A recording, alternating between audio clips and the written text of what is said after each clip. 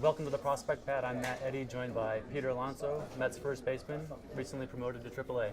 How you doing, Peter? Doing good. Good to be here. Great. Congratulations on making the Futures game. Thank you. And what does it mean to you to be a part of this? It means a lot. I mean, clearly there's some ultra talented and successful baseball players here, and I just feel happy to be here, and it just means I'm a part of the best in the minor leagues, and hopefully I can just continue my success and one day play in the major leagues and then stick. Who was the first person you called when you found out? I texted my girlfriend, so it was a funny story how I found out I was in the Futures game. So our stretch for a 7-5 game's at 6:45, so 20 minutes before. That's per usual. And at 6:40, I'm ready about just to go out there, just grab my helmet and my bats, gloves, whatever. He comes in, he's like, "Hey, can you sign a couple of forms?" I'm like, "For what?" Like, I already signed, like I already did like my intro stuff here. He's like, "Oh, like it's for the Futures game. Like, it's not a big deal. Like, just need your birthday, email address, and something else." I'm like, "Wait, what?" Like, what did you just hold up? What did you just say? Yeah, like, and then he's just like expletive. Oh, expletive. Like, you found out like this. Like, I wasn't supposed to be the one to tell you first, but. I was just super excited. Like, I had a terrible game, but I was just really excited. It didn't matter. Like the game just didn't matter. I was just like so happy. I was just elated because this is one of my goals at the beginning of the year. So I want to play well enough to be in the Futures game, and when that came true, it was just instant gratification, and I was just so happy.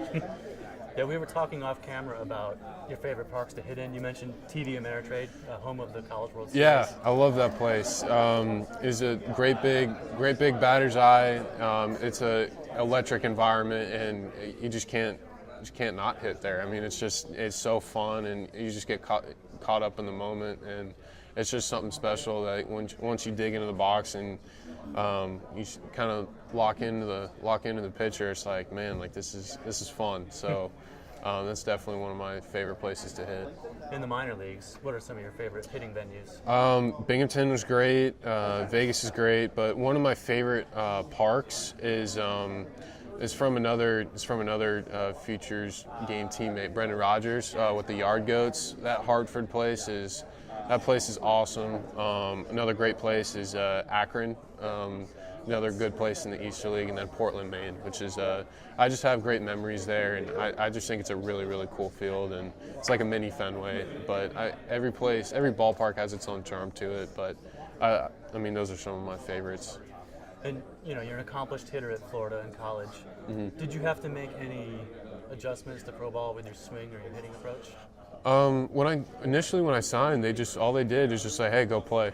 I mean, I was lucky enough to get selected in the second round, and they just didn't do anything with me. They just said, "Go be Pete Alonso. Go pretty much just go show us what you can do, show us your strengths, and then we'll go from there." And I had started off with a successful season and a short season, and then had another good year. I'm just trying to compound some quality seasons together, so hopefully I can get my shot one day.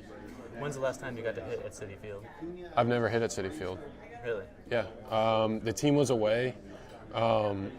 Excuse me. The team was away when I signed on my signing day, and I think there was like a Kenny Chesney concert going on like that night or the night before or something. So there was nothing on the field, but I mean, I just think Citi Field's it's a gorgeous place. It's like a cathedral of a ballpark, and I can't wait to hit there one day.